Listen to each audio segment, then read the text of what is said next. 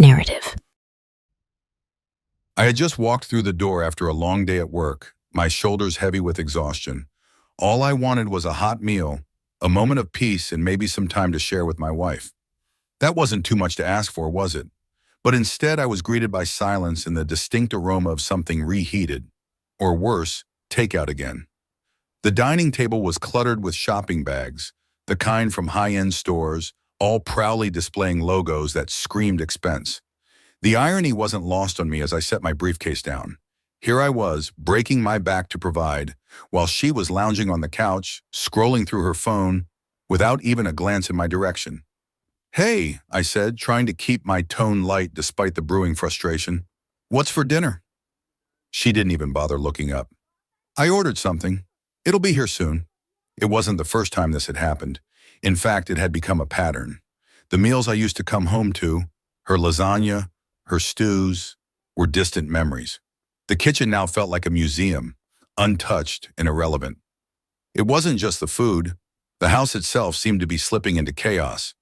Dishes piled up in the sink, laundry left unfolded, and the floors, once gleaming, now looked like they hadn't been cleaned in weeks. I didn't want to argue. I was too tired. But as I took in the scene around me, I couldn't help but feel resentment building. I worked hard every day, taking on extra projects, enduring stress and sleepless nights, all to make sure we lived comfortably. And what did I get in return? A wife who didn't seem to care about maintaining the home or even acknowledging my effort. Later that evening, after the takeout boxes had been tossed and the silence between us had grown deafening, I decided to bring it up. "Listen, we need to talk," I started cautiously. She rolled her eyes, barely masking her irritation. "About what now?" "About this. About us. I can't keep doing this alone. I need your support." Her response hit me harder than I expected. "I didn't marry you to be your maid or your personal chef. If you want that, hire someone." The words hung in the air, sharp and cold. My mind reeled. This wasn't the woman I married, the woman who used to care about us, about our home, about me. I tried to explain, to reason with her, but she wouldn't have it. She dismissed me with a wave of her hand, saying she had better things to do than argue about nonsense. It was then that I realized how distant we had grown. She wasn't just neglecting the house, she was neglecting us. It felt like I was nothing more than an ATM to her, a source of funds to sustain her lavish lifestyle. And the worst part? She didn't seem to feel the slightest bit guilty about it. As I lay in bed that night staring at the ceiling, my exhaustion gave way to anger. Something had to change. I couldn't keep coming home to this, to the lack of appreciation, the cold indifference. The relationship we once had was crumbling, and I wasn't sure how much more I could take. The morning after that draining conversation, I woke up still fuming. I could feel the tension between us before I even opened my eyes. She had already gotten out of bed and was sitting in the living room, sipping her coffee like nothing had happened. Meanwhile, I was gearing up for another grueling day at work. I thought about ignoring it, brushing it under the rug like I'd done so many times before. But something inside me snapped. This time, I wasn't going to just let it slide. As I grabbed my coffee and sat across from her, I tried once again to bridge the widening gap. "Look," I said, keeping my tone as even as I could manage, "I don't think you understand how much this is affecting me. I come home exhausted every day, and it feels like I'm the only one pulling the weight here." She didn't even blink. Her gaze was fixed on her phone, scrolling mindlessly. When she finally looked up, her expression was one of pure annoyance. "Why are we doing this again? I told you last night, I'm not your maid. I'm not here to cater to your every whim."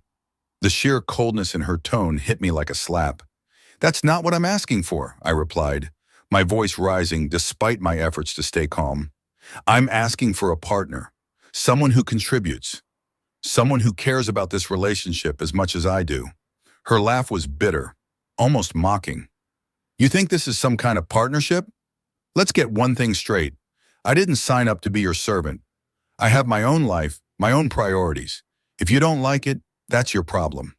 Her words sent a chill down my spine. This wasn't just a passing argument. It was a declaration. She had drawn her line in the sand, making it clear that she saw no issue with how things were. She wasn't willing to change, to compromise, or even to acknowledge the sacrifices I was making. "What about us?" I asked, my voice now edged with frustration. "Do you even care about what's happening to us?" She sighed dramatically, like she was bored with the entire conversation. "Look, I've told you before, if you want a housewife who cooks and cleans and does everything you want, you married the wrong woman. I'm not going to change who I am just because you're feeling unappreciated." It was at that moment that I realized just how deep the divide had become. She didn't see herself as part of a team. To her, marriage was a one-sided transaction, my hard work financing her lifestyle, while she lived free of responsibility. Before leaving for work, I stood by the door, watching her as she lazily flipped through TV channels. "This isn't sustainable," I said, my voice low but firm. "Something's got to give." Her response was as cutting as ever. "Then maybe you should figure out what you really want, because I'm not changing." As I walked out the door, her words echoed in my head. For the first time, I truly began to see her for what she was. This wasn't the woman I thought I had married. This was someone who cared more about her comfort and her image than about the person standing by her side. And for the first time, I started to wonder if staying in this marriage was worth the fight. That day at work, I couldn't focus. Her words replayed in my head like a broken record. "I'm not changing." The sheer finality of it stung. It wasn't just what she said. It was how she said it, like my feelings didn't matter at all. I spent my lunch break staring at my phone, scrolling through old pictures of us when things were good, wondering how we got here. I didn't have an answer, but I knew one thing for sure. I couldn't keep living like this. By the time I got home, I had made up my mind. If she wasn't going to change, then I needed to. No more funding her irresponsibility. No more being taken for granted. I didn't walk in and start an argument. I simply went to the bedroom, grabbed my laptop, and logged into our joint accounts. She was so distracted by whatever reality show she was watching that she didn't even notice when I canceled her extra credit cards. I left her with one, but I set a strict spending limit. If she wanted anything beyond that, she'd have to figure it out herself. The next morning, I woke up earlier than usual, determined to make changes. While she slept in, as always, I began organizing my finances. I reviewed every bill, every frivolous purchase she had made over the last few months. Designer handbags, overpriced meals, spa appointments. It was enough to make my blood boil, but instead of confronting her immediately, I decided to let her actions speak for themselves. It didn't take long for her to notice. That evening, she stormed into the room, holding her phone like it was on fire. "Why is my card being declined?" she snapped, her voice dripping with entitlement. I didn't even look up from the book I was reading. "I adjusted the limits," I said calmly. "If you want to spend more, you're going to need to start contributing."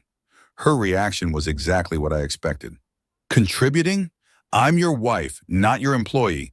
What the hell is wrong with you?" I closed my book and met her gaze, refusing to back down. "And I'm your husband, not your bank. If you don't want to help with the house or the relationship, then you're going to have to start helping yourself financially." Her face turned red with fury. "You're punishing me because I won't play housewife for you? That's pathetic." "No," I said, my voice firm. "I'm setting boundaries. You don't want to contribute to this partnership, fine. But you don't get to live off my hard work without accountability." The next few days were tense. She sulked, threw sarcastic comments my way, and even tried guilt-tripping me with lines like, "I guess you don't love me anymore." But I stood my ground. When she tried to buy an expensive pair of shoes and the transaction was declined, she lashed out again, calling me controlling. I didn't rise to her bait. Instead, I simply repeated what I told her. If you want luxuries, you can earn them. What struck me most was how quickly the dynamic between us shifted. She started to avoid me, spending more time out of the house with her friends. I heard her on the phone, complaining about me, painting herself as the victim. But I didn't care. I wasn't doing this for her approval. I was doing it for my own sanity. For the first time in years, I felt like I was reclaiming a part of myself. It wasn't about the money. It was about respect. I had spent so long bending over backward to keep her happy. But now I realized that her happiness wasn't tied to our marriage. It was tied to what I could provide. and I was done being her safety net. Every night as I lay in bed, I felt a growing sense of clarity. This wasn't just about setting limits on her spending. It was about setting limits on what I was willing to endure. And with each passing day, I could feel myself getting closer to a decision that I never thought I'd have to make. It didn't take long for the cracks in her perfect facade to start showing. The first sign was the delivery driver. I overheard the doorbell ring and her hurried conversation trying to explain why her payment wasn't going through. It was almost comical, the way she fumbled, claiming it was a bank error. She eventually had to cancel the order, slamming the door shut with a frustration that reverberated through the house. I didn't say a word. I just sat there watching her grapple with the reality of living within limits for the first time. But it didn't end there. Over the next few days, her frustration turned into desperation. I noticed her pulling out clothes she hadn't worn in years, trying to make them work because she couldn't afford another impulsive shopping spree. Her favorite spa called, leaving a voicemail about her missed appointment, which she deleted without responding. And when her friends invited her out for their usual lavish brunches, she suddenly had excuses. Feeling under the weather or too busy at home. I knew better. She couldn't keep up with their lifestyles without my financial support, and it was starting to isolate her. One night I walked into the kitchen to find her sitting at the table, staring at her phone. Her nails, usually manicured to perfection, were chipped. Her makeup-free face looked tired, almost defeated. I poured myself a glass of water, waiting for her to speak first. "I'm doing everything I can to make this work," she said suddenly, her voice barely above a whisper. "But you're making it impossible." I leaned against the counter, taking a sip before answering. "Making what work? Your lifestyle? The one I've been single-handedly funding while you refuse to lift a finger?" Her head snapped up, eyes narrowing. "You're being cruel." "Cruel?" I set the glass down, my patience thinning. "No, cruel is expecting me to carry the weight of this marriage while you sit back and do nothing. Cruel is disrespecting the effort I put in every day just to keep a roof over our heads. Cruel is pretending you're a victim when all I've asked for is basic partnership." She flinched at my words but didn't respond. For the first time, I saw something in her expression that looked like genuine doubt. Doubt in her choices, in the way she had been treating me, in herself. As the days went on, the shift in her demeanor became more apparent. She stopped complaining as much, though the silence between us grew heavier. Once, I even caught her trying to clean the living room, though her efforts were half-hearted at best. But it wasn't the work itself that mattered. It was the way she moved, the hesitation in her actions, like she didn't know how to make things right. Her friends started noticing too. One of them called while she was out, and when I picked up, the voice on the other end was filled with surprise. "Is everything okay with her? She's been so distant lately." I didn't have the heart or the patience to explain. "She's fine," I said, ending the call quickly. But she wasn't fine, and we both knew it. She was starting to see that the world she had built for herself, a world of comfort and convenience funded entirely by me, was beginning to crumble. And for the first time in years, she had no one to lean on. One evening, as we sat across from each other at the dinner table, eating a simple meal I'd made, she broke the silence. "I've been thinking," she said hesitantly, "maybe I haven't been fair to you." Her words were a small crack in the wall she'd built around herself, but they came too late. I looked at her, waiting for more, but she didn't elaborate. Instead, she picked at her plate, her shoulders slumping under the weight of her own admission. I didn't respond. I didn't need to. The silence between us spoke volumes. She was starting to understand the gravity of her actions, or lack thereof. But the damage was already done, and I wasn't sure if I could ever look at her the same way again. After her small admission at dinner, things didn't change as much as I'd hoped they might. She didn't outright return to her old habits, but the effort she put into trying to make amends felt half-hearted at best. She'd tidy up here and there, make a gesture that seemed more for show than substance, and occasionally offer a comment that hinted at remorse. But it wasn't enough.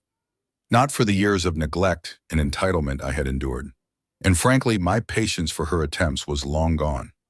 One evening, about a week later, she came to me as I sat in the living room reviewing some work emails. Her face was softer than I'd seen in months, almost vulnerable. She hesitated in the doorway, holding the edge of the frame like she needed it to steady herself.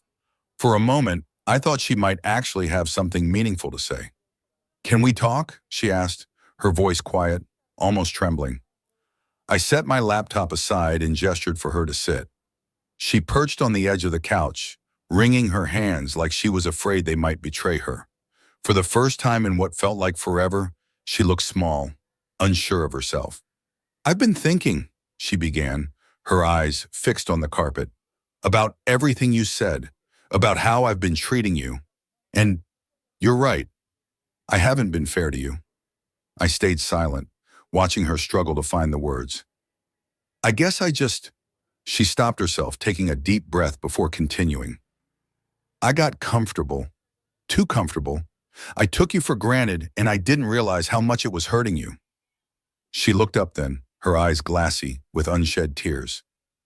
"I know I've made mistakes, big ones, but I don't want to lose you. I want to fix this. I'll do better, I promise." Her words hung in the air, heavy with emotion. For the first time in years, she sounded sincere. And maybe a part of me wanted to believe her, to give her another chance to prove herself. But the bigger part of me, the part that had endured her indifference, her entitlement, her blatant disregard for our partnership, couldn't be swayed by words alone. I leaned forward, resting my elbows on my knees as I met her gaze. "I hear what you're saying," I began, choosing my words carefully, "and I appreciate that you're finally acknowledging the damage you've done, but this isn't something you can just fix with an apology or a promise.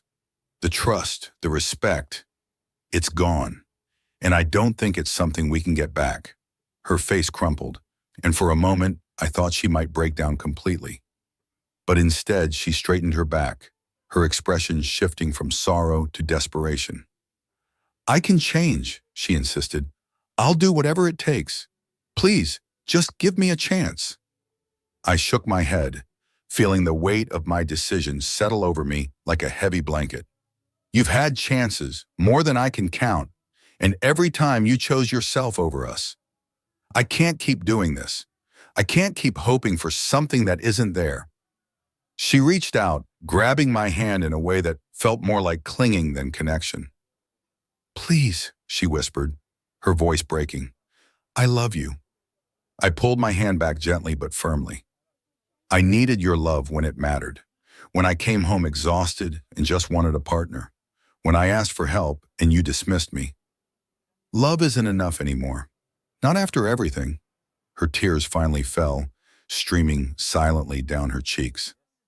I didn't feel satisfaction or vindication, just a deep, weary sadness.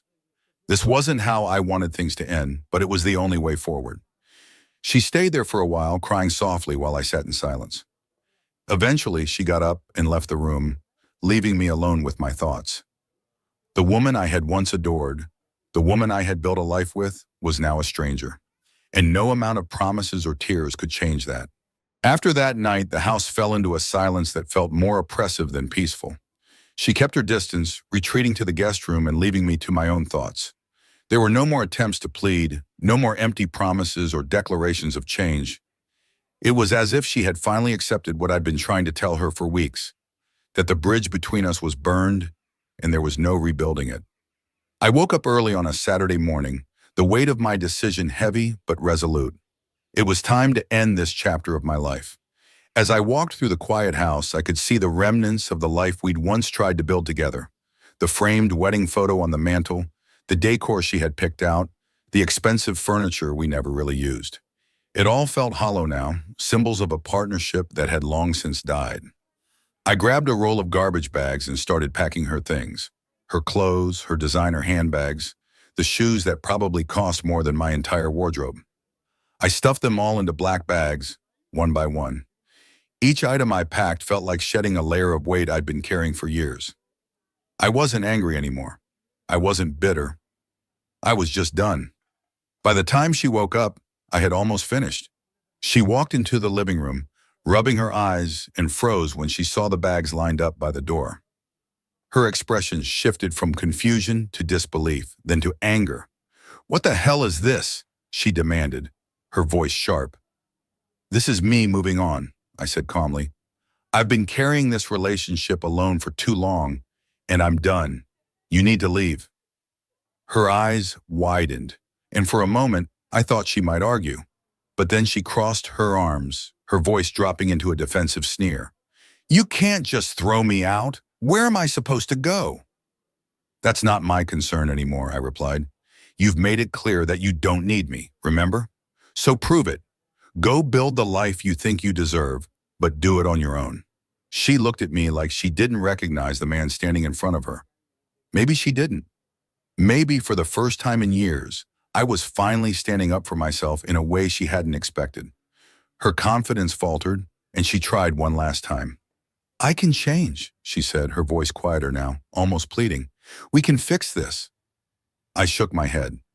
You had the chance to change, to fix things when it mattered.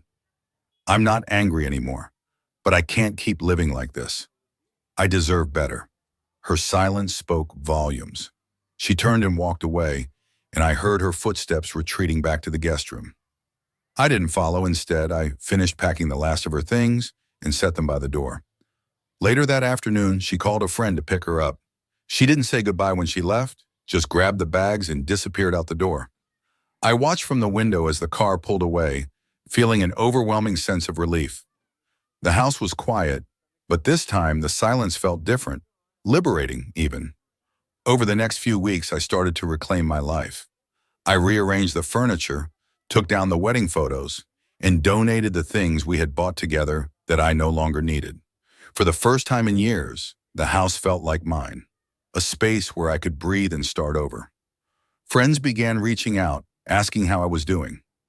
I told them the truth. I was better than I'd been in years.